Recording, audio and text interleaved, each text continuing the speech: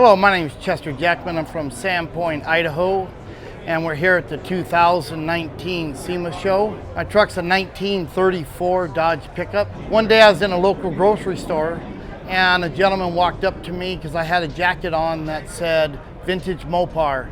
And he asked me if I had a shop, and I told him, no, I just do it for a hobby. And he said his uncle had a truck that was in a fire. He was just looking for somebody to maybe help him fix it. I gave his uncle a call, and well, I ended up buying the truck. It was completely burnt to the ground. There was really nothing left.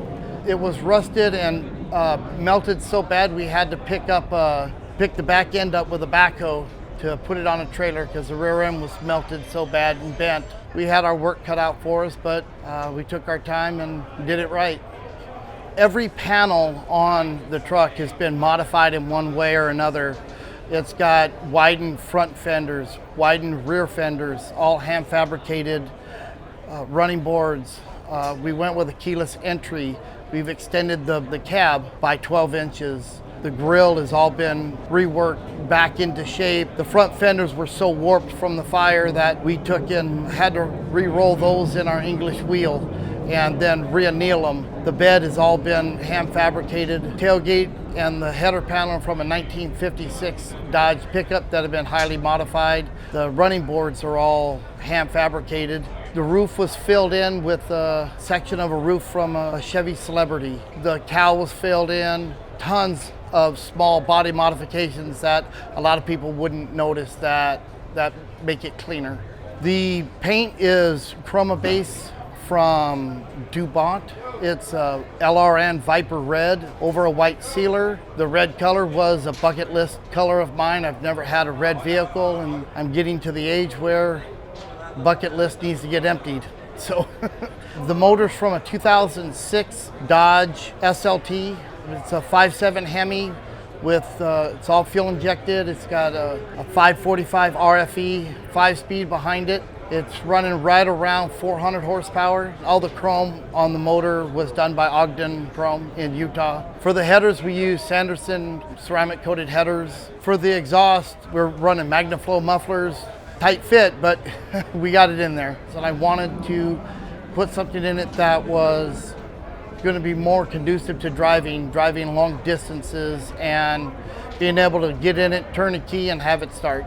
TCI IFS front end, and TCI rear 4-link with coilovers. The actual chassis, I used only 3 feet of the original frame up in the front where the front fender is attached to the frame, but then the rest of it is 2x5 box steel that I built, and I ran tubes inside the frame for all the fuel lines and the wiring. It's got RideTech shockwaves with a Ride Pro 3 controller system. The TCI suspension, once again, it's, in my opinion, is the best on the market, and that's all we use for all of my builds personally and for customers. Brakes are all 12-inch rotors with Willwood calipers, Willwood proportioning valves, Willwood residuals. All the brake lines are stainless.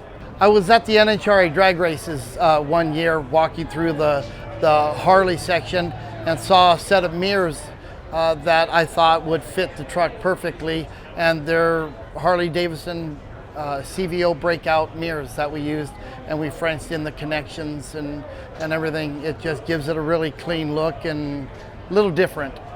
Foose Knight wheels, 20x10 in the rear, 17.7s in the front, and it's got power rack and pinion, and it has all the monitored amenities. It's got a all touchscreen nav, it's got a backup camera, Bluetooth, thumb drive stereo, push button start, AC. It has every monitored amenity that you would want in a new vehicle except for cruise control.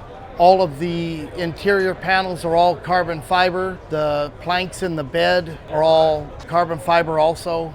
We built a 21.5 gallon all stainless fuel tank for it.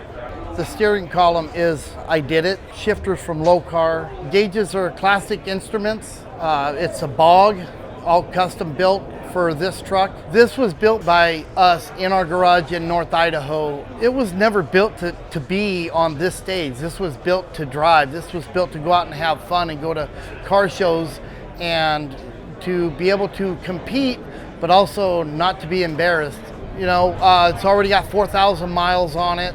We drive it every chance we get. We'd like to thank Mothers for giving us this opportunity to be here and the opportunity to bring the truck to this show, which is something I never would have thought would have been possible.